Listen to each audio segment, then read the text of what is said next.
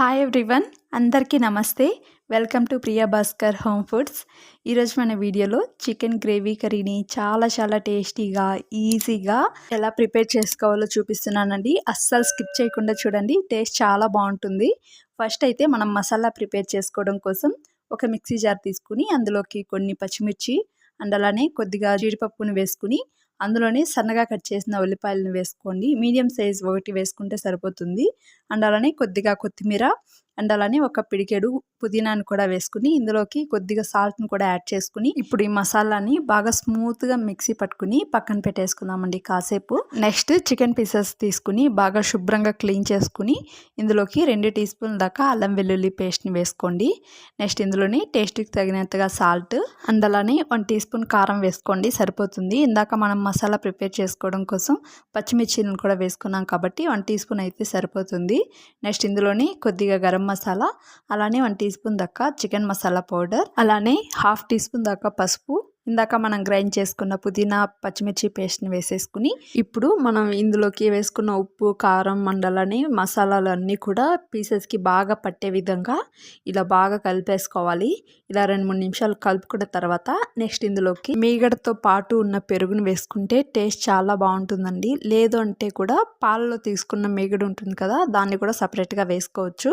So ఇలా మీగడతో పాటు ఉన్న పెరుగుని 2-3 టేబుల్ స్పూన్ దాకా వేసుకున్న తర్వాత ఇందులోకి 1/2 లెమన్ జ్యూస్ని కూడా యాడ్ చేసుకుని ఇప్పుడు వేసుకున్న పెరుగు కూడా చికెన్ పీసెస్కి బాగా పట్టే విధంగా మిక్స్ చేసేసుకోవాలి. వీటిని ఇలా బాగా మిక్స్ చేసుకున్న తర్వాత 2 అవర్స్ పాటు ఫ్రిడ్జ్లో ఉంచుకున్నట్లయితే టేస్ట్ చాలా బాగుంటుందండి. లేదు ముందు రోజు నైట్ కూడా ఫ్రిడ్జ్లో పెట్టేసుకోవచ్చు. టైం లేదు అనుకుంటే 1/2 అవర్ అయినా పక్కన పెట్టుకొని చేసుకోండి. టేస్ట్ చాలా బాగుంటుంది. ఇవి కానీ కొద్దిగా ఇలా మసాలా బాగా పట్టినట్లయితే కనుక.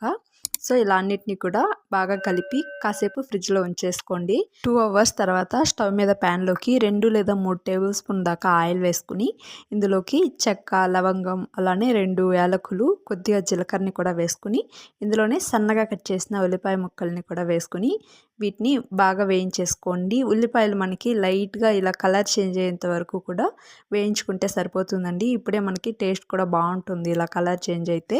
సో ఇప్పుడు ఇందాక మనం కలిపి పెట్టుకున్న చికెన్ పీసెస్ మొత్తాన్ని కూడా వేసేసుకుని ఫ్లేమ్ని హై టు మీడియం ఫ్లేమ్లో ఉంచుకుని 5 నిమిషాల పాటు మూత పెట్టకుండా వేయించేసుకోవాలండి. ఇలా 5 నిమిషాలు బాగా వేయించుకున్న తర్వాత మధ్యలో మూత పెట్టుకుంటూ మనం కలుపుకుంటూ ఉన్నట్లయితే కనుక చికెన్ నుంచే వాటర్లోనే సరిపోతుంది.